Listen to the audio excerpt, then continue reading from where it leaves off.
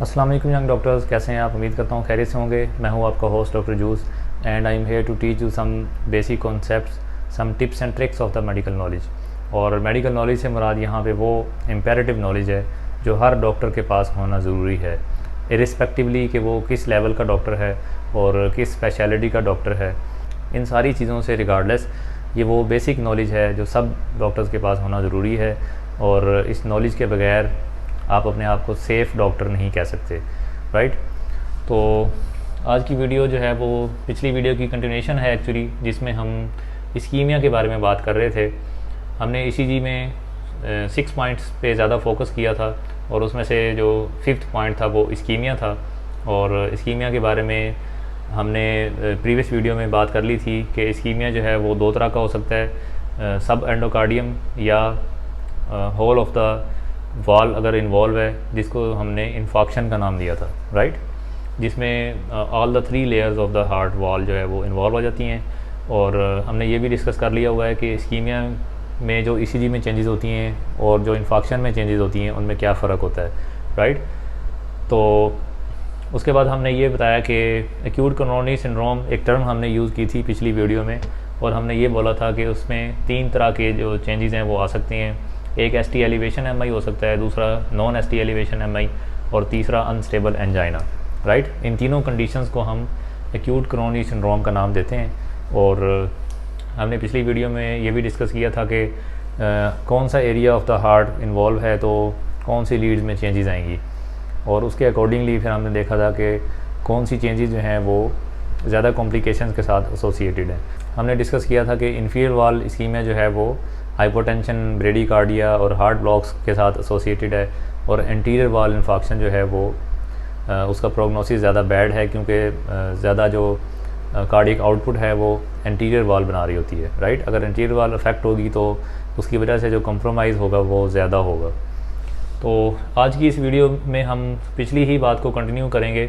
आज हम उसका मैनेजमेंट देखेंगे कि जब इस्कीमिया का पेशेंट आपके पास एमरजेंसी में प्रेजेंट होता है तो आपने उसको किस तरह से मैनेज करना है, राइट। तो पहले हम स्टेमी की बात कर लेते हैं। स्टेमी से मुराद एसटी एलिवेशन एमआई है, और स्टेमी को ट्रीट करने के लिए आपने सबसे पहले एमरजेंसी जो मैनेजमेंट होता है, जो एमरजेंसी प्रोटोकॉल होता है कि पेशेंट को आपने एक अच्छी आईवी लाइन मेंटेन करनी है, उसको प्रॉप अप करना है, ऑक्सीजन अटैच करनी है अगर वो हाइपोक्सिया में है, और इस तरह के जो कुछ बेसिक फैक्टर्स हैं वो उनका आपने ख्याल रखना है। और उसके बाद जब हम स्पेसिफिक ट्रीटमेंट ऑफ एसीएस की बात करते हैं तो हमने कुछ मेडिसिन जो है वो उसको स्टैट में डिलीवर कर देनी है। तो जो स्टैट मेडिसिन है उसमें नंबर 1 पे टैबलेट डिस्प्रीन है जो कि हमने 300 mg पर ओरल देनी होती है। उसके बाद टैबलेट क्लोपिडोग्रेल है जो कि एंटीप्लेटलेट है, और ये भी हमने 300 mg पर ओरल देनी है। उसके बाद हम नाइट्रेट्स देते हैं। नाइट्रेट्स देने से पहले हमने थोड़ा सा ब्लड प्रेशर पे नज़र रखनी है। अगर ब्लड प्रेशर ज़्यादा लो है, लाइक 160 है, तो फिर आपने नाइट्रेट्स को अवॉइड करना है। अगर इससे ज़्यादा बीपी है तो नाइट्रेट्स दिए जा सकते हैं। नाइट्रेट्स देने का मकसद बेसिकली ये है कि जो हार्ट की कोरोनरी वेसल्स हैं उनको डायलेट करना मकसद है, क्योंकि इस्कीमिया ये या इन्फॉक्शन में जो है वो वेसल जो हैं वो स्पैज़ में होती हैं या उनके अंदर क्लॉट होता है, और उसकी वजह से जो ब्लड सप्लाई है वो कंप्रोमाइज़ होती है, और हार्ट का जो टिश्यू है वो हाइपोक्सिया में होता है। तो उसको रिलीव करने के लिए हमने वेज़ोडायलेटर्स यूज़ करने हैं, इनको नाइट्रेट्स बोलते हैं। और ये टैबलेट एनजीसिड या टैबलेट सस्टेक के नाम से आपको मार्केट में मिलेंगे। उसके बाद आपने एनाल्जेसिया देना है पेशेंट को थ्रू आईवी लाइन, और उसमें आप मॉर्फिन भी यूज़ कर सकते हैं और नेल्ब्यूफिन भी यूज़ कर सकते हैं जो कि ओपीआई डेरिवेटिव है। और नेल्ब्यूफिन जब आप देंगे तो साथ में मैक्सोलोन जो एंटीमेटिक है ये भी आप साथ में देंगे, वरना पेशेंट को नोजिया होता है साथ। और या इसकी जगह पे आप ओरल भी दे सकते हैं बेंजोडाइज़ेपिन्स, जिसमें क्लोनाज़ेपम, अल्प्राज़ोलम शामिल हैं। क्लोनाज़ेपम जो है वो शॉर्ट एक्टिंग है और ज़्यादा प्रेफर्ड है, तो इसलिए ये टैबलेट ज़्यादा यूज़ की जाती है, और ये 0.5, 1 और 2 mg की स्ट्रेंथ में आपको अवेलेबल होती है मार्केट में। तो ये 4 चीज़ें हो गई, और जो 5वीं चीज़ है वो आपने स्टैटिन पेशेंट को ऐड करनी है। स्टैटिन एटोरवास्टैटिन या रोजुवास्टैटिन दे सकते हैं, और वो मैक्सिमम डोज आपने पेशेंट को देनी है पर ओरल स्टैट, राइट। ये वो मेडिकेशंस हैं जो आपने किसी भी एसीएस के पेशेंट को स्टैट में डिलीवर कर देनी है। इसमें से 4 टैबलेट्स जो है वो ओरल हैं और एक मेडिसिन जो है वो आईवी लाइन के थ्रू आपने देनी है।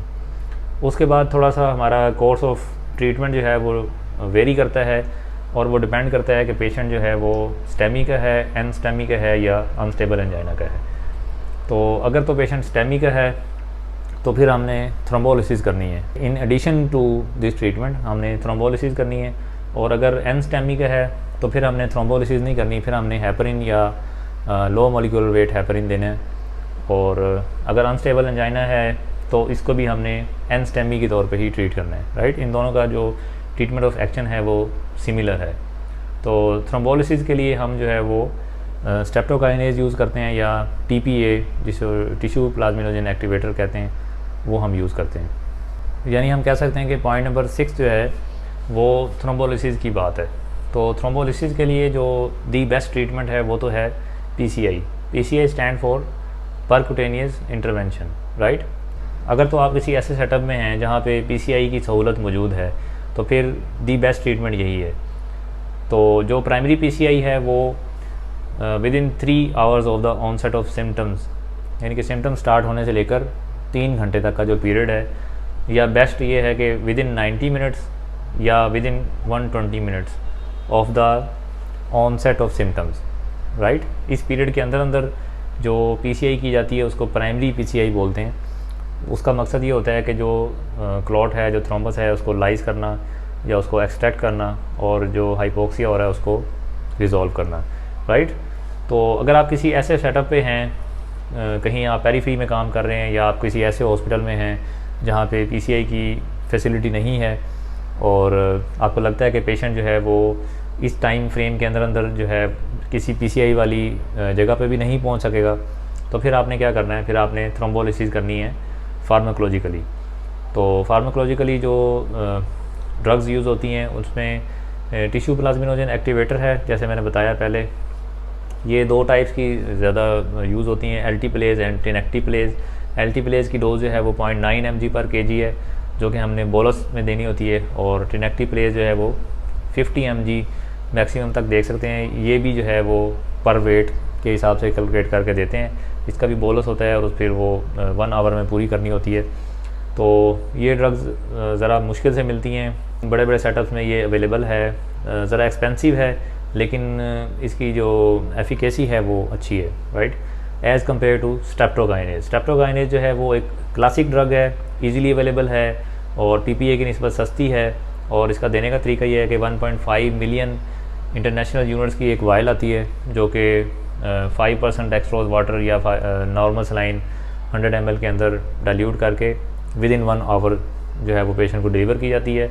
और इसका भी रूल यही है कि within 3 hours of the onset of symptoms जो है वो पेशेंट को डिलीवर की जानी चाहिए, राइट। उसके बाद अगर डिलीवर करेंगे तो फिर हो सकता है फ़ायदा ना हो, क्योंकि उसके बाद जो है वो क्लॉट जो वेसल्स के अंदर बना हुआ है वो एस्टेब्लिश हो चुका होता है और उसको लाइज करना मुश्किल हो जाता है, राइट। उसके बाद सिर्फ एंजियोग्राफी ही हमारी हेल्प कर सकता है। और अगर पेशेंट प्रेजेंट हुआ है एनस्टेमी के साथ या अनस्टेबल एंजाइना के साथ, तो फिर हमने जो है वो IV हेपरिन देनी है। हेपरिन देने का तरीका ये है कि 75 इंटरनेशनल यूनिट्स पर kg स्टैट और उसके बाद 20 इंटरनेशनल यूनिट्स पर kg IV इन्फ्यूजन, राइट। या इसकी जगह पे आप लो मॉलिक्यूलर वेट हेपरिन भी यूज़ कर सकते हैं।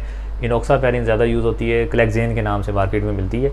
और ये आपने 1 mg पर kg के हिसाब से कैलकुलेट करके सबकुटेनियसली 12 आवरली पेशेंट को शुरू कर देनी है, राइट।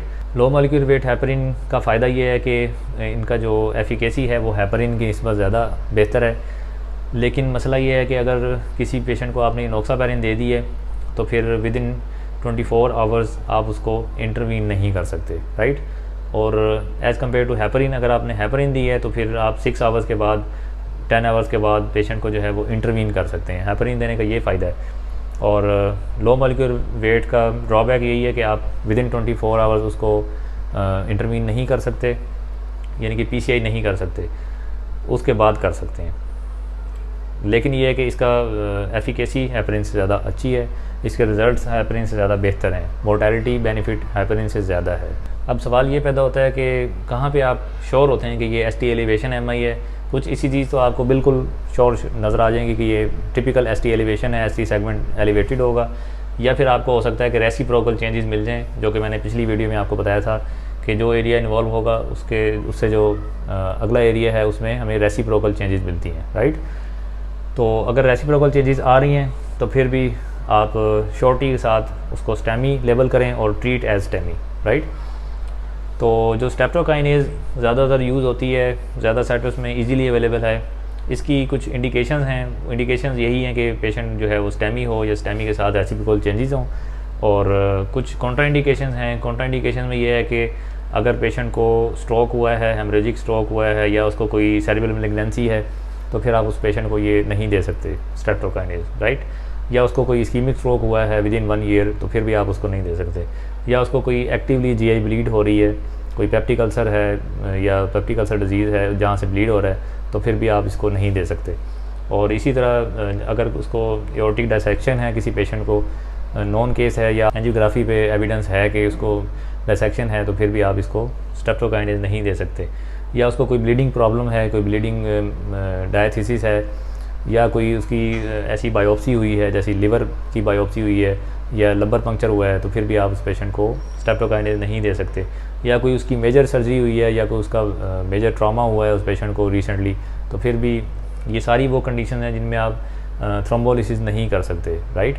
तो इसलिए स्ट्रेप्टोकाइनेज डिलीवर करने से पहले आपने पेशेंट की ये सारी हिस्ट्री जो है उसको वेरीफाई कर लेना है कि उसको ये ना हो कि आप थ्रोम्बोलाइज करें तो कोई नुकसान हो जाए, राइट। तो ये थी ब्रीफ सी डिस्कशन इस्कीमिया मैनेजमेंट के बारे में, राइट। उम्मीद है कि आपको इस वीडियो से फ़ायदा होगा। इसको लाइक एंड शेयर कर दीजिएगा ताकि दूसरे लोगों तक पहुंच सके। चैनल को सब्सक्राइब कर लीजिएगा ताकि नई आने वाली वीडियोस आप तक पहुंच सकें। Till the next video, I am doctor juice. अल्लाह हाफिज़।